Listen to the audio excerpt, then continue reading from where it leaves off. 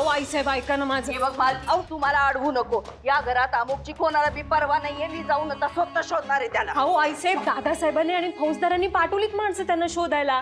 आणि तुम्ही कुठे शोधणार आहात त्यांना? हे बघा माणसं शोधून आणतील त्यांना, तुम्ही नका काळजी करू. हे बघ काही का असं ना मी जाणार. मी स्वस्थ बसणार नाही. अहो आईसाहेब माझं ऐका ना. अहो आईसाहेब पण माझं नाही, ऐका काही तरी. सांगू नको मला. अहो, कुठं जा. अहो, अहो, अरे कुठं होतास कुठं बाळा तू? अरे का जातोस असं न सांगता सवरता? आमच्या जीवाला किती घोर लागून राहतो कळत नाही का रे तुला? तू करतोस असं तू. तुझा फोन मी लागत नाही र. हे काय झालं समजा? हा कुठे लागलं तुला? काय झालं? हे सगळं तुमच्या त्या गुरुजींमुळे झालंय. कारण सतत ते आर्याला मारण्याचा प्रयत्न करत असतात. आज सुद्धा त्यांच्या माणसांनी डोंगराच्या कड्यावरून दरीत ढकललाय तिला. नाही त्यांना तर कधीच माफ करणार नाहीये मी. मला अजूनही वाटतंय की आर्या जिवंत आहे. पण चुकूनही तिला काही झालं ना तर त्यांनाच काही तुम्हालाही माफ करणार नाहीये.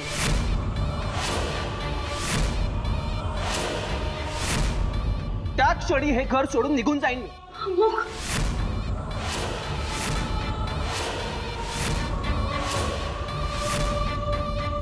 माझा अंदाज खरा ठरला. आर्या गेली तरी तिचे विचार काही जात नाहीयेत तुझ्या मनातून.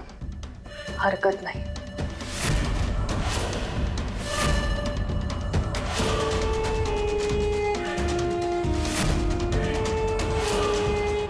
आज आर्या कायमची तुझ्या मनातून पुसली जाईल. कारण मी तुझ्या मनावर ताबा मिळवणार आहे.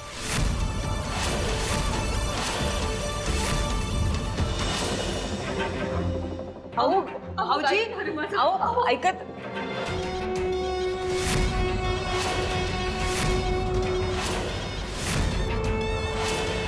सई तू इथे?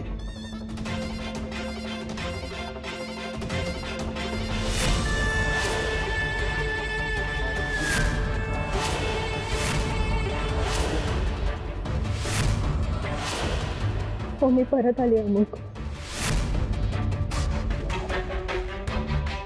आपल्या प्रेमासाठी. तुझ्यासाठी.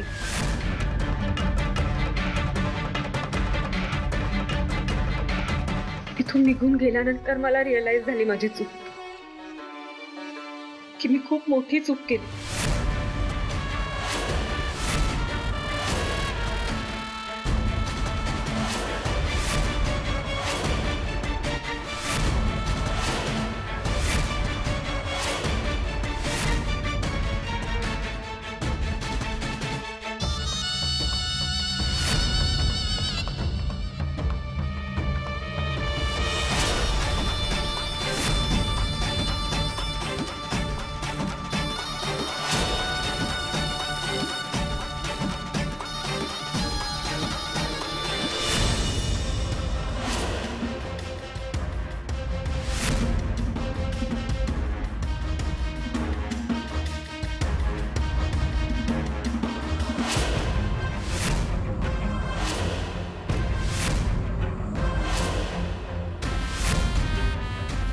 काळूबाई,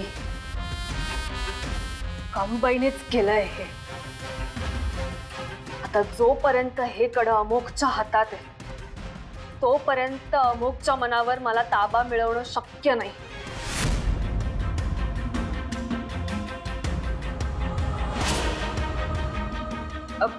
भाऊजी अहो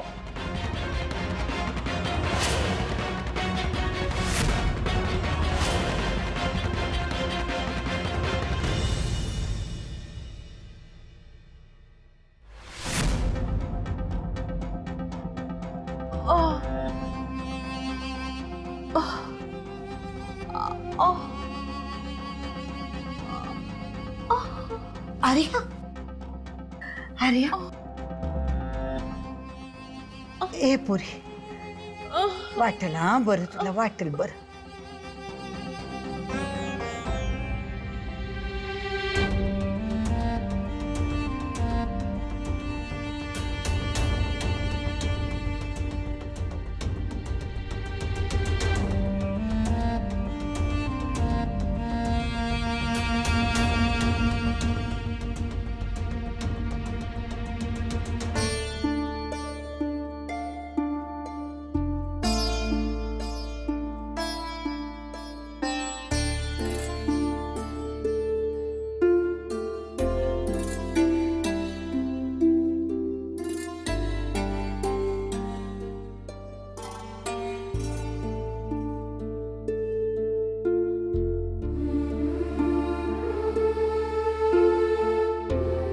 खरं तर मी तुला एका क्षणात बरं करू शकते, पण तू केवळ माझ्या शक्तीवर अवलंबून राहणं योग्य नाही. ही लढाई तुझी आहे, आयुष्य तुझे, भोग तुझे आहेत, ते तुला तुझ्याच हिमतीवर पुढे न्यायचे. मी तुला फक्त वेळोवेळी आधार देण्याचं, योग्य वेळी तुझं रक्षण करण्याचं आणि सगळ्यात महत्त्वाचं म्हणजे तुला दिशा दाखवण्याचं काम करणार आहे. तुला कणखर व्हावंच लागेल. तुझी सहनशक्ती, तुझा संयम, तुझा सारासार विवेक हीच तुझी ताकद आहे. ही ताकद वाढण्यासाठी तुला या वेदना पचवाव्याच लागतील. तेव्हाच तू सक्षम होशील आणि त्यासाठी तुला थोडा वेळ द्यावाच लागेल.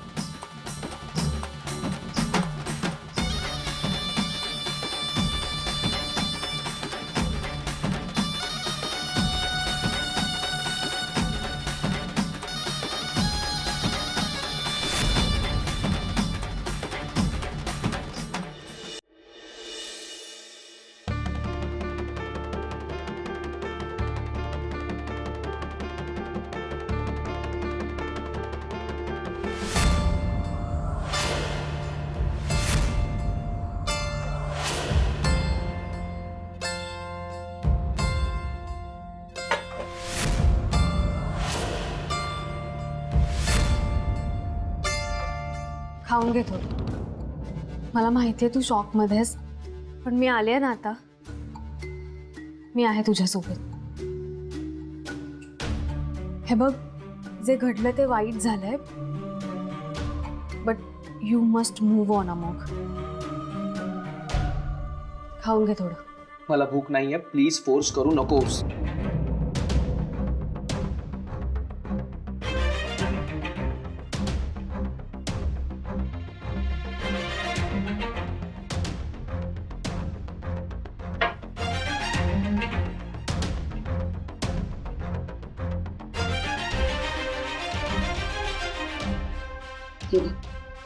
आता मी काय सांगते ना ते नीट ऐकायचं. का आलात तुम्ही सगळ्या? मला एकट्याला सोडा ना प्लीज. अमोघ, माणूस एकटाच येतो आणि एकटाच जातो, पण जिवंत असताना आपल्याला समधी नाती सांभाळावी लागतात. अरे बाबा, तू आमचा एकुलता एक मुलगा आहेस आणि तुझ्या जीवाला काही त्रास होत असेल तर मी येणारच ना र समजवायला. भाऊजी, अहो आईसाहेब तुमच्या भल्यासाठीच बोलताय. हे बघ, आर्या दरीतल्या जंगलात पडली. तेव्हा तिचं काय झालं असेल हे वेगळं सांगायची गरज नाहीये तुला. तसं बी तू स्वतः तिला शोधायचा प्रयत्न केलास ना, आणि तू बी जीवावर उदारून गेलातस ना तिला शोधायला, पण चिंदी तरी सापडली का? तेव्हा आता मागचं सगळं विसरायचं. जे झालं ते वाईटच झालं. मला एक कळना तू कशासाठी तिच्यामध्ये जीव गुंतवतोयस. तशी बी ती पाटलांच्या जीवावरच उठली होती ना. आई, हे बघ हे बघ, अजिबात मला वाद नको आहेत. आता तू फक्त आयुष्यात पुढं बघायचं, मागचं सगळं विसरून. आणि तसं बी भाऊजी, तुमचं आणि आर्याचं लग्न जबरदस्तीचंच होतं. तुमचं खरं प्रेम तर सईवरच आहे ना. आणि बघा ना, तुमच्या प्रेमापायी समजा अपमान विसरून सई तुमच्याकडे परत आली. तेव्हा तिचा हात धरून तुम्ही पुढे चला. पण तुमची इच्छा आहे ना, तर तुम्ही घ्या आर्याचा शोध. तुम्हाला हवा तेवढा येळ घ्या, पण समध्यासनी ठाव आहे की त्या जंगलात गेलेला माणूस जित्ता परत येत नाही.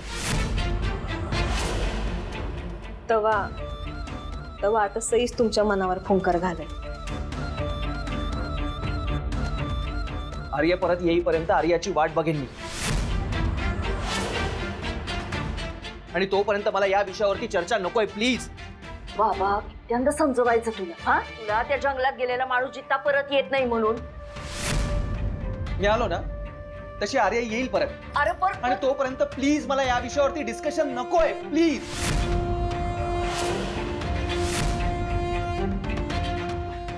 का वागतोस असा तू? का हट्टीपणा करतोस र? तुम्ही शांत व्हा. तो डिस्टर्ब आहे सध्या. वेळ गेली की सगळं नीट होईल.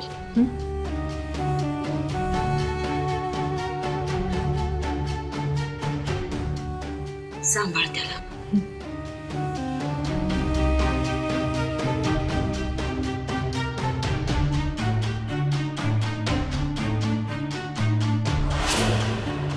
सई तू तरी का थांबली आहेस? जा ना तू पण.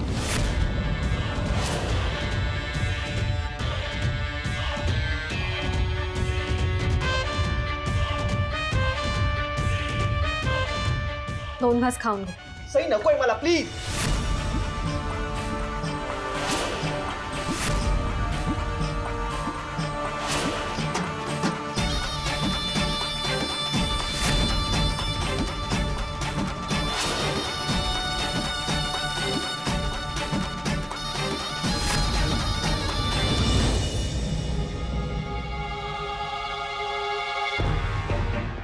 बरं,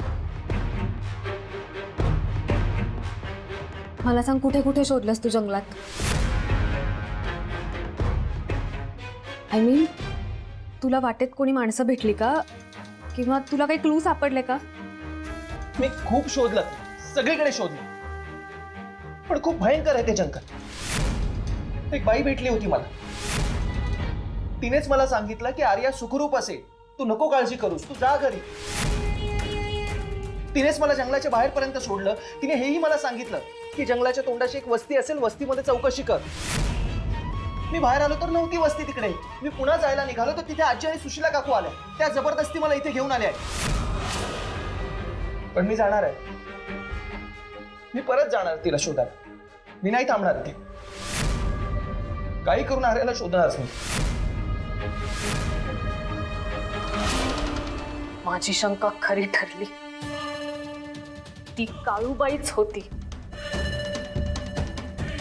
काळूबाईनेच हे कडं तुझ्या हातात घातलंय. आणि आता तुझ्यावर ताबा मिळवायचा असेल तर काहीही करून मला तुझ्या हातातलं हे कडं काढावंच लागेल.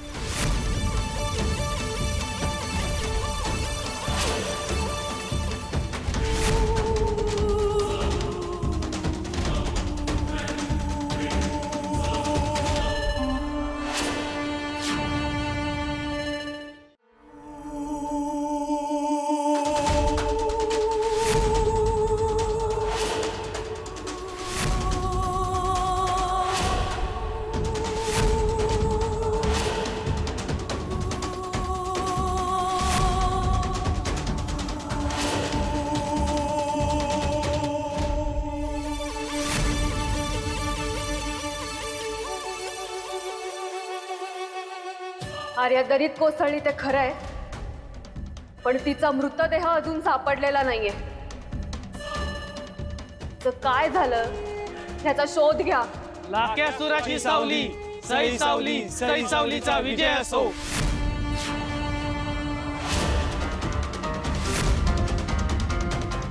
पिंजून काढा पूर्ण जंगल.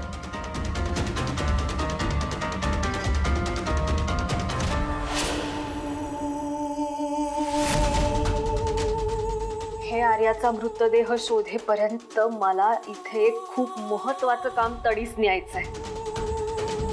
मला त्यावर लक्ष केंद्रित करायला हवं. कितीही अडथळे आले तरी मी ते काम पूर्ण करणारच. कारण निखारा आहे मी, निखारा, धगधगता निखारा. सई,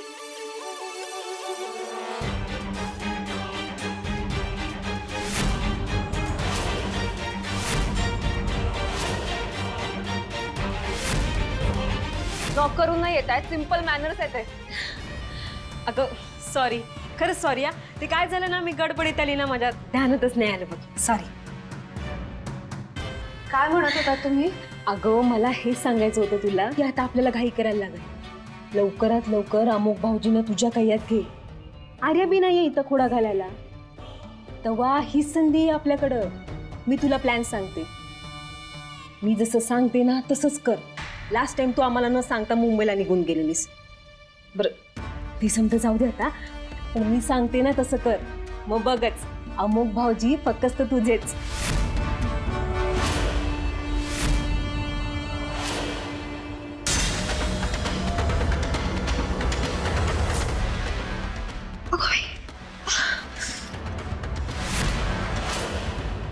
हाताला काय झालं? दुखायला लागलं अचानक. न झेपणारं वजन उचललं का? मी नाही ग, फक्त आले तेव्हा तुझ्या खोलीचं दार उघडलं तेवढंच. बाकी तर मी काहीच नाही केलं आज. बरं जाऊ दे, काहीतरी मी लावते त्याच्यावर, नाही तर शेक घेते.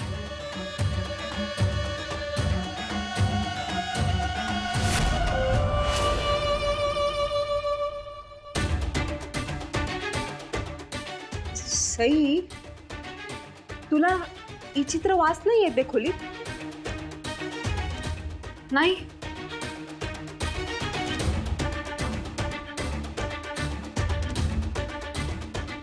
मगच पासून म्हणजे इथं आल्यापासून ना मला असं घुसमटल्यासारखं होतंय. तुला नाही जाणवत आहे? नाही हो.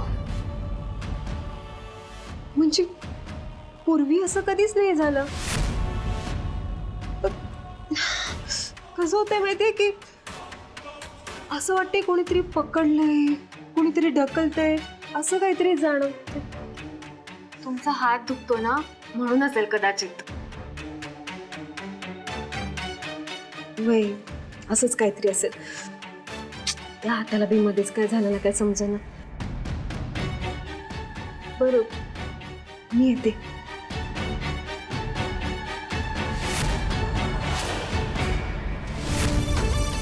मला मिळालेल्या सिद्धीचा प्रभाव येतो आणि आता तोच प्रभाव अमोकच्या हातातलं कड काढून फेकेल. मी माझे प्रयत्न नाही सोडणार आणि एकदा का काळूबाईने दिलेलं कड अमोघच्या हातातून निघालं की मी माझ्या सिद्धीच्या जोरावर अमोघच्या मनाचा ताबा घेणार.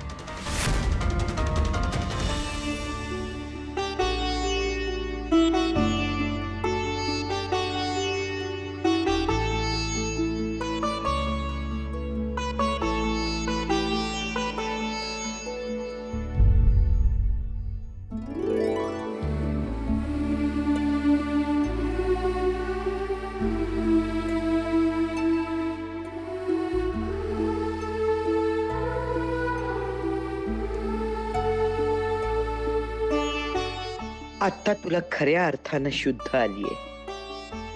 तू मला सापडल्यापासून आतापर्यंत जे काही घडलं, आत्मा स्वरूपात तू माझ्याशी जे काही बोललीस ते तुला काहीही आठवणार नाही आर्या. अगं उठू न गस. हा शांत राहा, शांत राहा. अगं लय मार लागलाय तुला.